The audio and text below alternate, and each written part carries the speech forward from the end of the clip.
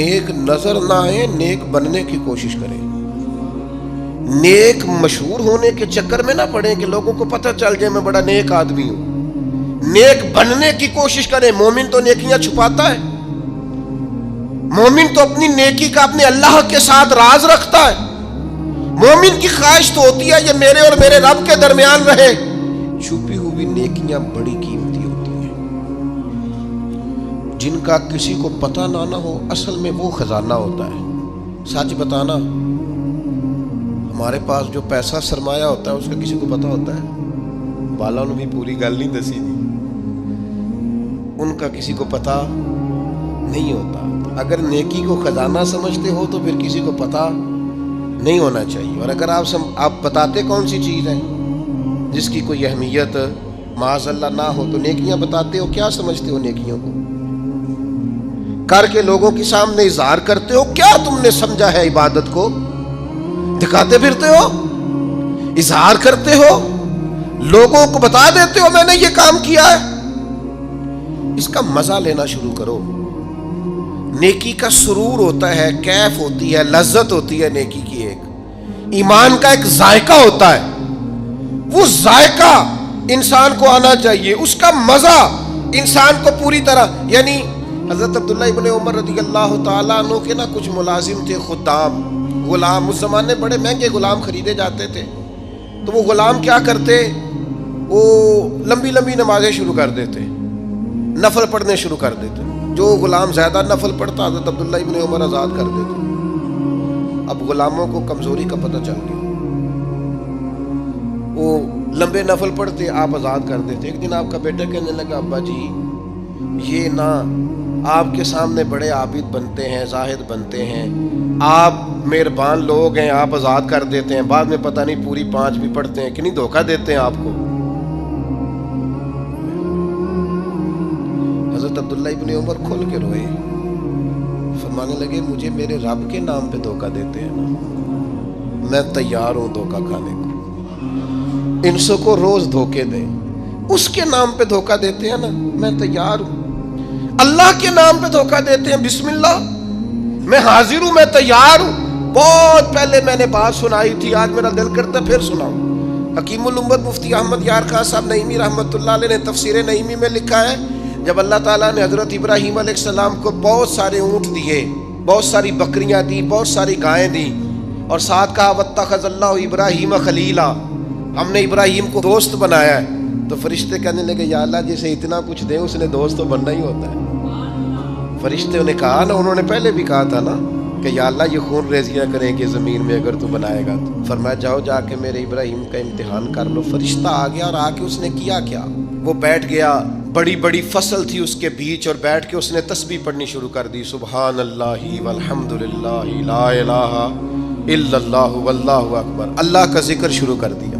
نہ علمہ وچ پھسا سانو تو یار دی گل سنا سانو، وہ ذکر کر رہا ہے۔ حضرت ابراہیم علیہ السلام نے مچلتے دوڑ، ادھر دیکھو میری طرف، بندہ خود کتنا بھی ذاکر کیوں نہ ہو، کبھی کبھی کسی کے منہ سے یار کا ذکر بڑا ہی پیارا لگتا ہے۔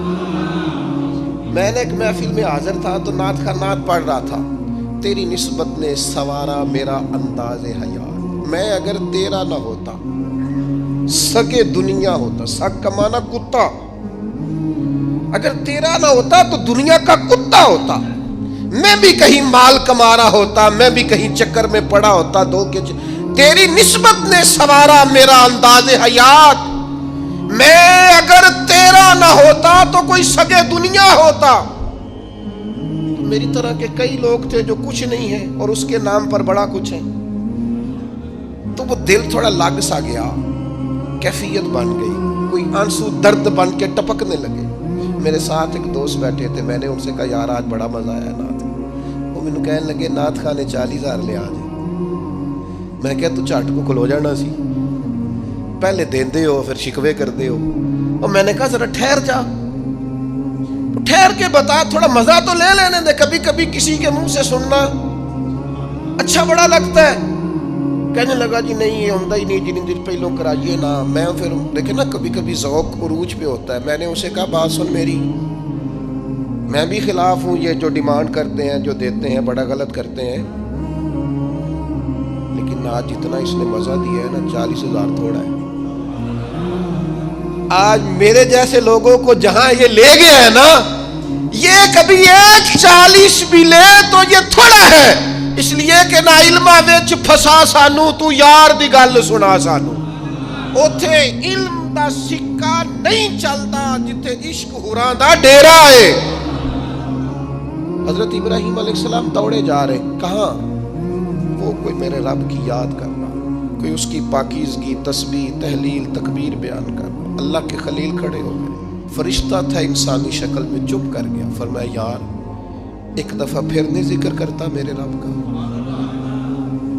کہنے لگا پہلے مرضی سے کر رہا تھا, اب آپ کہتے ہیں تو جتنے آپ کے پاس بکریاں ساری لے لوں گا. فرمایا بس جا تیری ہوئی تو مجھے میرے رب کا ذکر سنا. یہ ذرا تجارتیں دیکھو, سودے دیکھو, تیری ساری ہوں. اس نے تھوڑی دیر ذکر کیا, چپ کر گیا. فرمایا دوبارہ ذکر کرنا میرے رب کا. کہنے لگا وہ ہو گیا, پہلے پیسے پورے ہو گئے آپ کے. فرمایا اب؟ کہنے لگا جتنی گائے بھینسیں آپ کے پاس ہیں ساری لوں گا. فرمایا تیری ہوئی. اس نے تھوڑی دیر ذکر کیا, پھر چپ کر گیا. فرمایا اب کیا چاہیے؟ کہنے لگا صرف اونٹ بچے ہیں سارے دے دو, اللہ کا ذکر سنا دیتا ہوں. فرمایا تیرے ہوئے سارے, میرے رب کا ذکر سنا. وہ پھر چپ کر گیا. آپ نے فرمایا اور ذکر کر, یہ دیکھو تجارت ہو رہی ہے, کاروبار ہو رہا ہے. وہ کہنے لگا آپ کیا دو گے؟ فرمانے لگے یہ بکریاں چرانے کے لیے کوئی شخص بھی تو چاہیے نا, یہ اونٹ بھیڑ گائیں بھینسیں چرانے کے لیے کوئی چاہیے نا, مجھے رکھ لینا, تنخواہ نہیں لوں گا تو اللہ کا ذکر سناتے رہنا, میں تیری ڈیوٹی کرتا رہوں گا. نہ علماں وچ پھسا سانو کوئی یار دی گل سنا. تو وہ فرشتہ اوہو تردامنی پہ شیخ ہماری نہ جائیے, ہم کبھی دامن نہ چھوڑ دیں تو فرشتے وضو کریں. وہ فرشتہ تھا, فرشتوں کے آنسو نہیں آیا کرتے, فرشتوں میں وہ درد نہیں ہوتا, وہ معصوم مخلوق ہے اللہ کی. فرشتہ کھڑے ہو کے کہنے لگا مالک میں گواہی دیتا ہوں یہ شخص اس قابل ہے کہ اسے اللہ کا خلیل بنایا جائے, یہ اس قابل ہے کہ خلیل اللہ بنے. واتخذ اللہ ابراہیم خلیلا. یار ساری زندگی صرف وہی تجارت کرنی ہے کہ لاکھ کے 2 ہو جائیں؟ کوئی ایسی تجارت بھی کرو نا, کوئی ایسا سودا بھی کرو نا. قحط پڑ گیا نا مدینہ منورہ میں, مکہ معظمہ میں فصلیں نہیں ہو رہی, حالات خراب ہیں.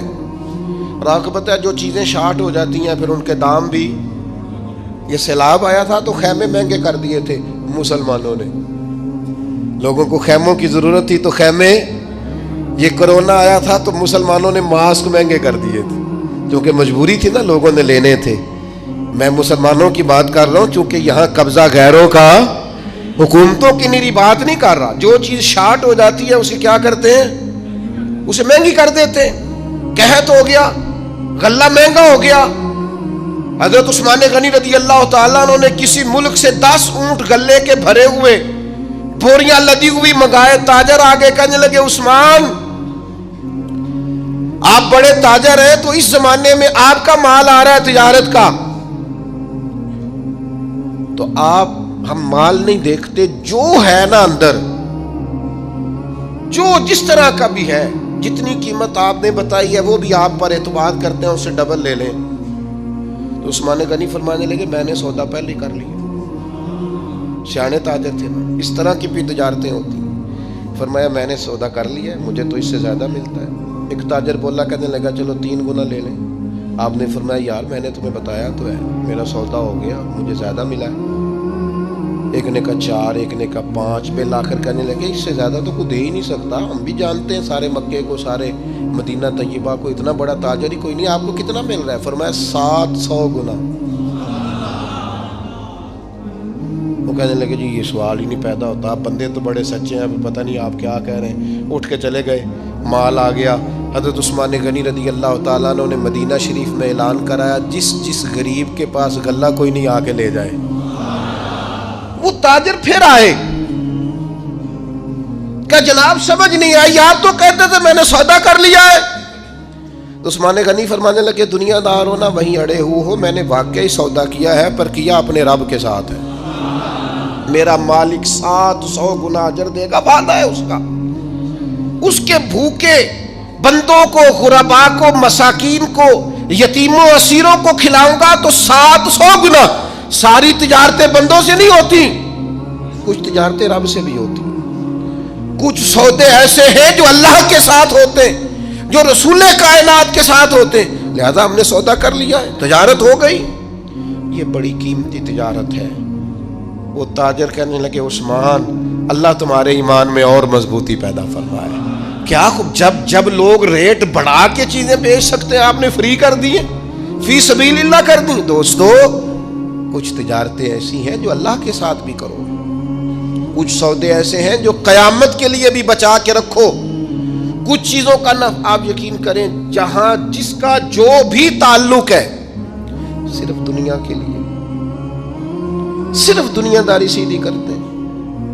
مرشد کے پاس ایک میں نے بات کرنی ہے، اور وہ میرے دوست بڑے مجھ سے پیار کرتے ہیں اور میں بھی بڑا ہی پیار کرتا ہوں۔